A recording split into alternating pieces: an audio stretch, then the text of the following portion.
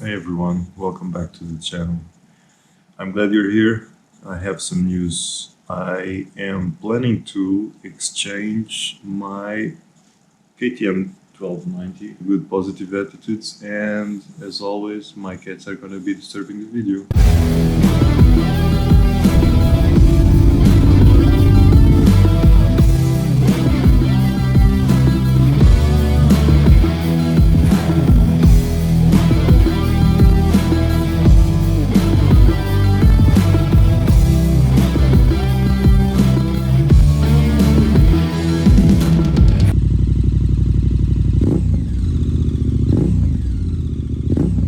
So let's talk about comfort. The KTM is a very nice bike, and as I remember correctly, me and my wife picked up the motorcycle and we left the dealership. It was a very exciting day, that one. It was the first time I had a new motorcycle with 0 kilometers. So I will never forget that. Anyways, we picked up the bike and 45 minutes have passed riding on normal secondary roads, and our butts were like squares. Um, they were just unbearably uncomfortable, at least for us. Bear in mind, we came from a 1250 GS before that. Long story short, we got the power part seats. Yeah, power part. So they're very beautiful, and we actually had to put some sponge below them. It's like a viscoelastic sponge. The last couple of weeks we went to Ronda in Spain, so we've done around 500 kilometers per day, switching back between roads and highways and twisties and mountain roads. At around half of the day, especially when we were riding a long distance highway, it's unbearable. I mean, for us, it doesn't work. And specifically for her, as a pillion, which is most likely the things that nobody explains on these videos, as a pillion, the riding experience for her, she loves the motorcycle and she really loves the engine and all the thrill and excitement that KTM gives.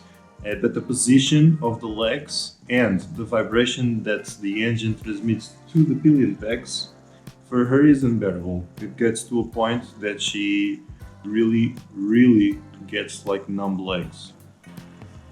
Now, let me be completely honest. Probably one of the best engines I've ever rode on my life. I really like it. It's so torquey. Total response, it's so well done. The modes are really well done. You can adjust everything.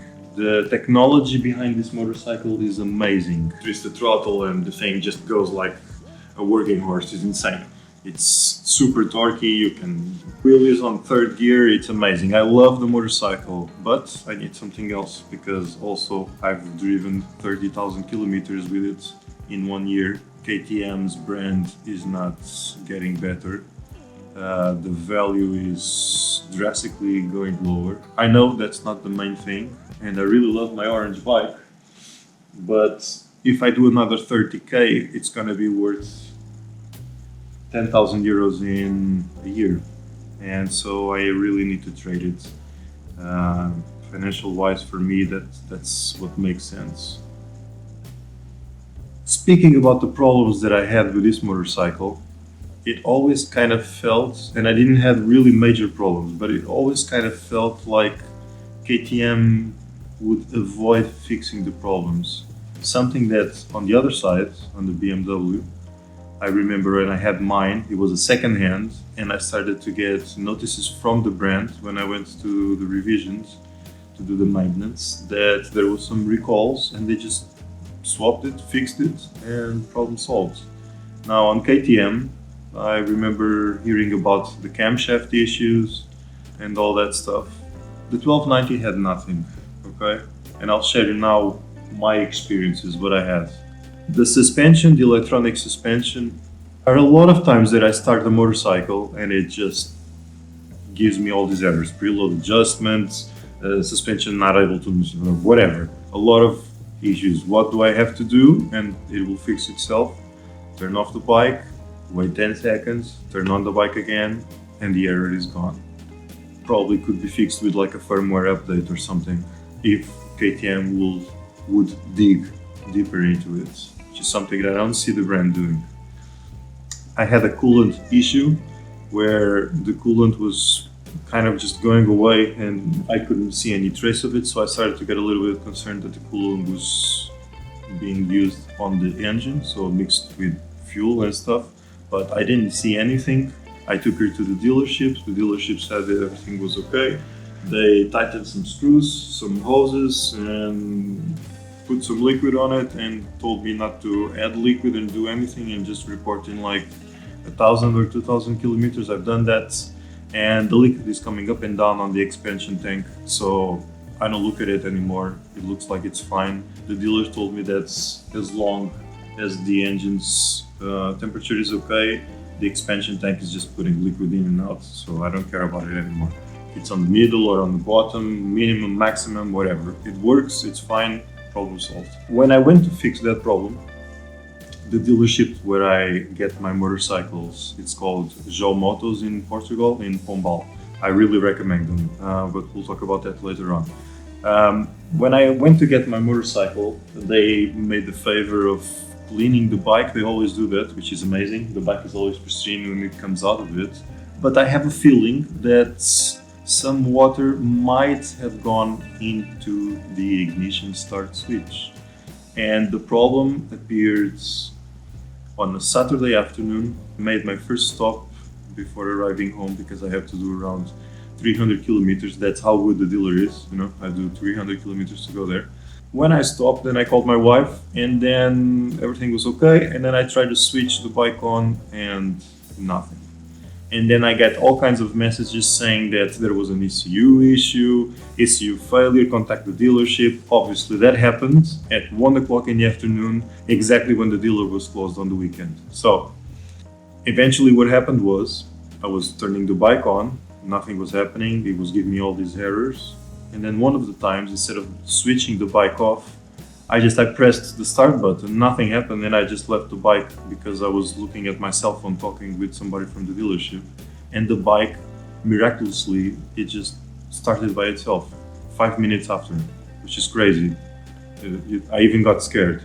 So I had like 100 kilometers of reserve, and I grabbed the bike, I drove to the fuel station, and I was afraid, obviously, because I didn't want to switch the bike. So I learned that the gas tank, there's no way of opening the gas tank with the bike turned on. So I had to switch off the bike, fill her up, went to the little booth to pay to the woman, and then when I came back, I tried to restart the engine, nothing happened. So I just let her on again, and I went to the booth saying to the woman, hey, I'm gonna have to take the bike out, now I'm gonna have to call like somebody to take the bike from here.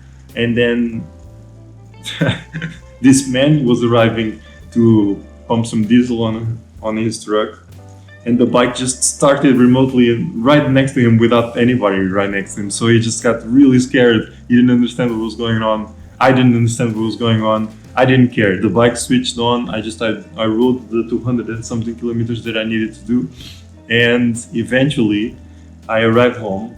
And the first thing I did when I arrived here at home, I switched off the bike, then I switched the bike on, and it just started. So, and the problem was never again showing up.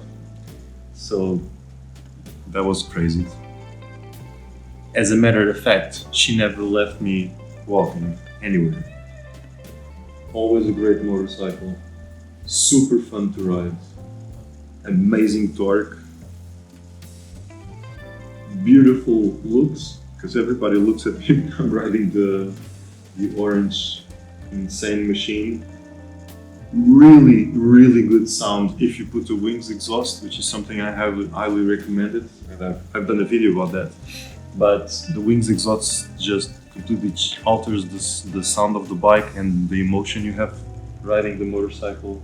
I'm gonna miss her for sure. Since anyway, what comes next? I'll tell you what comes next, and I'm gonna pick it up today.